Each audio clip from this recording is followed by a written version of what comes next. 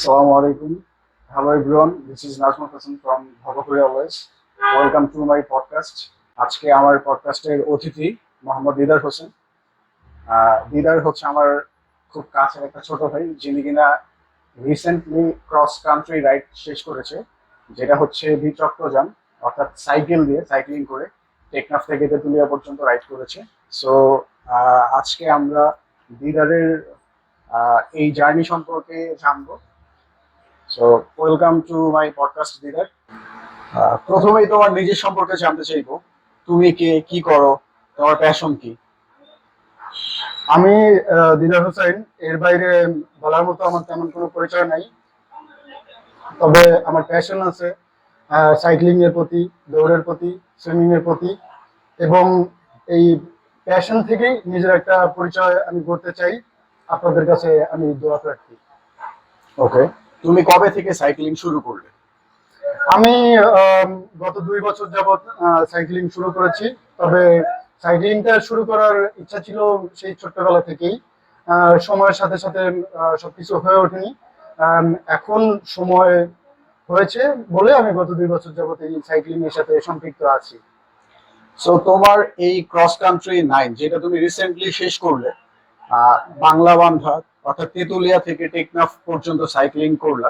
So এই যে তোমার এই জার্নিটা কবে, মানে এই জার্নিটা তুমি প্ল্যানিং কবে থেকে শুরু করলে এবং সাহসটা কিভাবে পেলে এবং জার্নির প্ল্যানিংটা কবে থেকে শুরু হয়েছে? আম, দেশের এক প্রান্ত থেকে অন্য প্রান্তে আমি সাইকেল চালিয়ে যাব, এই স্বপ্নটা আমার সেই ছোট্টবেলার। তবে প্ল্যানিংটাও অনেক আগে থেকেই। কিন্তু এখানে আমাকে সাহস জুগিয়েছেন হেমন্ত রাইডার্স এর প্রতিষ্ঠাতা হেদায়েতুল হাসান ফিলিপ ভাই, এবং আমার খুবই কাছের একজন বড় ভাই সোহাগ বিশ্বাস স্যার। আম, ওনারা দুইজন আমাকে অনুপ্রেরণা জুগিয়েছেন। এবং ক্রস কান্ট্রি 9, এটা আমি হেমন্ত রাইডার্স এর ব্যানারে করি। সেইখানে আমাকে সম্পূর্ণ সহযোগিতা করেছেন হেদায়েতুল হাসান ফিলিপ ভাই। ওকে, তোমার এই জার্নিতে সবচেয়ে এক্সাইটিং কি ছিল? তোমার কোন জিনিসটা ভালো লেগেছে? তোমার কোন স্মৃতিটা বেশি মনে পড়ে এই জার্নিতে? এইটা যদি আমাদের সাথে তুমি শেয়ার করতে। আমার এই পুরো জার্নিটাই এক্সাইটিং ছিল। কেননা আমার এই ক্রস কান্ট্রি রাইড, আমি বললামই যে এটা আমার ছোট্টবেলার স্বপ্ন ছিল। সেই ছোট্টবেলার স্বপ্নযাত্রা। হ্যাঁ, এটা আমার একটা স্বপ্নযাত্রা। সেই স্বপ্নযাত্রার উদ্দেশ্যে আমি বের হওয়ার পরে আমার প্রতিটি প্যাডেলই ছিল এক্সাইটিং। ওকে, ভেরি নাইস। সো এই জার্নিতে যেহেতু তুমি 1000 কিলোমিটার দ্বিচক্রযান অর্থাৎ সাইক্লিং করেছো, সাইকেলে তুমি পাড়ি দিয়েছো, so it's not a matter of job.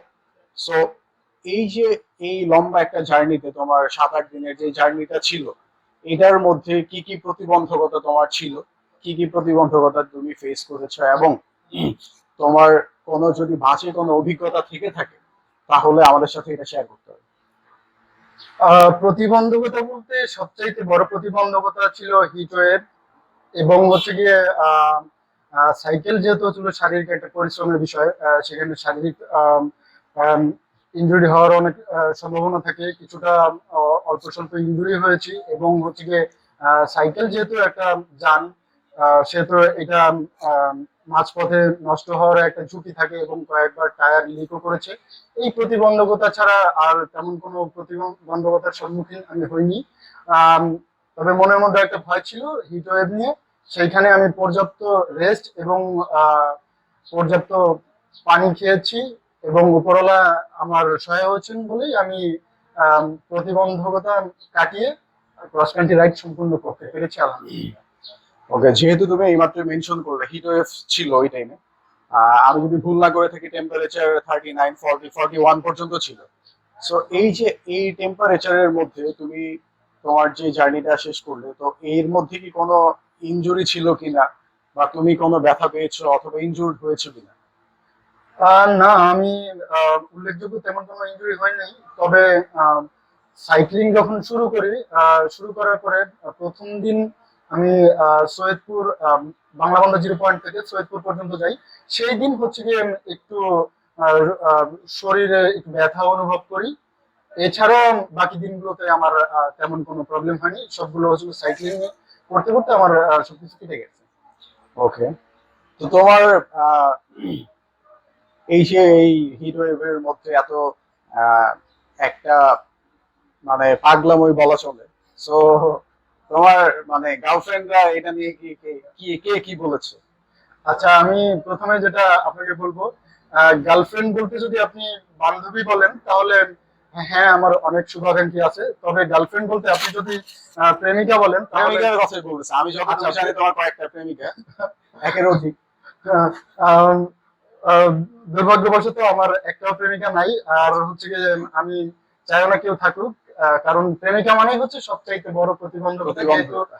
Adventure লাইফে আমি অনেক দূর এগিয়ে যাওয়ার পরিকল্পনা নিয়েছি, সেহেতু যদি একা থাকতেই পারি আমি স্বাধীন চিত্তে এগিয়ে যেতে পারবো। So, তার মানে তুমি বলতে যাচ্ছ তুমি তোমার কাজে খুব বেশি ডিটারমাইন্ড, ফোকাসড, যার জন্য তুমি অন্য কোনো কিছুর মধ্যে থাকতে চাও না, just you want to focus on your goal. হ্যাঁ, এটাই। আমি আমার গোলকে কেন্দ্র করেই হচ্ছে আগাতে চাচ্ছি। ওকে, দ্যাটস গুড। তোমার এই যে জার্নিটা, একটা লং একটা জার্নি, 8-10 দিনের সাইকেলে করে, সো এইটার যদি তোমার বাজেটটা কেমন ছিল এটা সম্পর্কে যদি একটু সবাইকে জানাতে, কারণ অনেকেই হয়তো এই ধরনের অ্যাটেম্পটস নিবে, জানতে চাইবে যে কত টাকা খরচ হয়েছে। বাজেট, যেহেতু আমার এমন লং ট্রিপের অভিজ্ঞতা ছিল না এবং এই অসময়ে আমি দীর্ঘ একটা পথ পাড়ি দিয়েছি একা, সেহেতু আমার অন্যান্য স্বাভাবিক রাইডের তুলনায় 3-4 গুণ বেশি খরচ গিয়েছে। তবে অন্যান্য যারা সবাই রাইড দিবেন তাদেরকে আমি বলবো যে আপনারা যদি এভাবে একা রাইড না দিয়ে গ্রুপে রাইড দেন তাহলে খরচ অনেকটা কমে আসবে, অনেক কম খরচের মধ্যেই করতে পারবেন। সাইক্লিং একটা পরিবেশ বান্ধব যান, এইখানে তেমন কোনো খরচ নেই, শুধু থাকা খাওয়ার খরচটাই মুখ্য। ওকে, আচ্ছা, শেষ করার আগে তুমি তোমার একটা সুন্দর মুহূর্তের কথা আমাদের সাথে শেয়ার করো, যেটা তোমার এখনো মনে পড়ে, যেটা মনে পড়লে তোমার ভাল লাগে। সুন্দরতম দৃশ্য বলতে হচ্ছে গিয়ে এই আহ, বাংলা বান্ধা 0 পয়েন্ট থেকে শুরু করে টেকনাফ শাহপরী দ্বীপ পর্যন্ত 1004 কিলোমিটার রাস্তা, এটা পুরোটাই হচ্ছিল সুন্দর। আমি আসলে এতটা রাস্তা কখনো গাড়িতে ভ্রমণ করিনি একসাথে। সেই রাস্তাটা আমি সাইক্লিং এর মাধ্যমে পার করছি। আমি দেশের আম, এক একটা জায়গার সংস্কৃতি পার হয়ে অন্য জায়গার সংস্কৃতিতে প্রবেশ করেছি। যেতে যেতে আমাকে অনেকে রাস্তায় সাধুবাদ জানিয়েছে। সুন্দর মুহূর্ত বলতে আম, বাংলাদেশের এই বাংলা বান্ধা 0 পয়েন্ট থেকে শুরু করে টেকনাফের শাহপরী দ্বীপ পর্যন্ত 1004 কিলোমিটার রাস্তা, এই রাস্তা আমি একসাথে কখনো গাড়িতেও পার করি নাই। সেই রাস্তাটা আমি সাইক্লিং এর মাধ্যমে পার করি এবং আম, এই যেতে যেতে 1004 কিলোমিটার পথে যে আপামর সাধারণ জনতা, তারা সবাই আমাকে স্বতঃস্ফূর্ত সমর্থন জানিয়েছে। এই 1004 কিলোমিটার রাস্তা পাড়ি হতে আমি আম, স্বচক্ষে আমি আমার দেশের সৌন্দর্য উপভোগ করেছি। দেশের প্রান্তিক জনগোষ্ঠী থেকে শুরু করে সবকিছুই হচ্ছে গিয়ে আমি আমার দু চোখে পর্যবেক্ষণ করতে পেরেছি। আম, দেশ আমাদের দেশটা আসলে যে কতটা So, সুন্দর। তুমি যদি স্পেসিফিক ভাবে আমি যদি জিজ্ঞেস করতে চাই, জানতে চাই, তুমি মেরিন ড্রাইভের একটা স্মৃতি আমাদের সাথে শেয়ার করো। মেরিন ড্রাইভে তুমি সাইক্লিং করতেছো, এই পাশে বিশাল সমুদ্র। সো আমার এক্সপিরিয়েন্স আছে মেরিন ড্রাইভে বাইক রাইড করার, সো আমি সাইক্লিং করি নাই যদিও। সো এইটার অভিজ্ঞতাটা একটু যদি সংক্ষেপে বলতে। অভিজ্ঞতা সংক্ষেপে বললে প্রথমেই আমি বলবো হিট ওয়েভের কথা। মেরিন ড্রাইভে তেমন একটা গাছপালা না থাকে, প্রচন্ড পরিমাণে গরম ছিল। কিন্তু আমি যখন আহ, ইনানি ক্রস করে আম, সামনের দিকে আগাই, সেই সময় হচ্ছে যে এক পাশে বিশাল উঁচু উঁচু পাহাড়, আরেক পাশে হচ্ছে সমুদ্র। এতটা যে গরম ছিল, 40 থেকে 42 ডিগ্রি সেলসিয়াস, আমি মুহূর্তেই ভুলে গেছি। আমাদের দেশটা যে এত সুন্দর, মেরিন ড্রাইভে যদি কেউ কখনো না গিয়ে থাকে এবং হচ্ছে গিয়ে তারা যদি নিজেরা এইভাবে রাইড না করে থাকে, এই আসল সৌন্দর্যটা ওইভাবে উপভোগ করতে হবে, কাঁচ ঢাকা বুঝবেন। গাড়ি থেকে বুঝতে পারবে না। Well, very well said. So তোমার সামনের পরিকল্পনা সম্পর্কে জানতে চাই, তুমি এরপর আর কি করতে চাও, নেক্সট কি প্ল্যান তোমার? আমি নিজেকে সাইক্লিং, দৌড় এবং সাঁতার, এগুলোর মধ্যেই সীমাবদ্ধ রাখার চেষ্টা করতেছি। সাইক্লিং এ একটা স্বপ্ন ছিল ক্রস কান্ট্রি রাইড দেওয়া, সেটা আলহামদুলিল্লাহ সম্পূর্ণ করতে পেরেছি। আমার নেক্সটে আরেকটা স্বপ্ন পূরণ করার ইচ্ছা আছে, সেটা হচ্ছে বাংলা চ্যানেলে সাঁতরানো। সেই বাংলা চ্যানেলে সাঁতারের উদ্দেশ্যে আমি এখন থেকে সাঁতারের দিকেই অগ্রসর হতে চাচ্ছি। ইনশাল্লাহ আগামী বছর আমি বাংলা চ্যানেলে সাঁতরাবো। দোয়া রাখবেন। আমরা সবাই দোয়া করি তোমার জন্য, যেন তুমি বাংলা চ্যানেলও খুব সফলভাবে শেষ করতে পারো, এবং এটার পর আবার ইনশাল্লাহ তোমার সাথে আমরা আবার আরেকটা হয়তো কোনো এপিসোডে দেখা হবে। সো যাওয়ার আগে একটা জিনিস জানতে চাই, যারা এই ধরনের ট্যুর করতে চাই, ইয়াং জেনারেশনের মধ্যে ভ্রমণের একটা ক্রেজ এখন দেখা যায়, অনেকেই এই দিকে ঝুঁকছে। সো তাদের উদ্দেশ্যে যদি কিছু বলতে চাও। যারা এই ধরনের সাইক্লিং করতে চায় আমি তাদেরকে সাধুবাদ জানাই।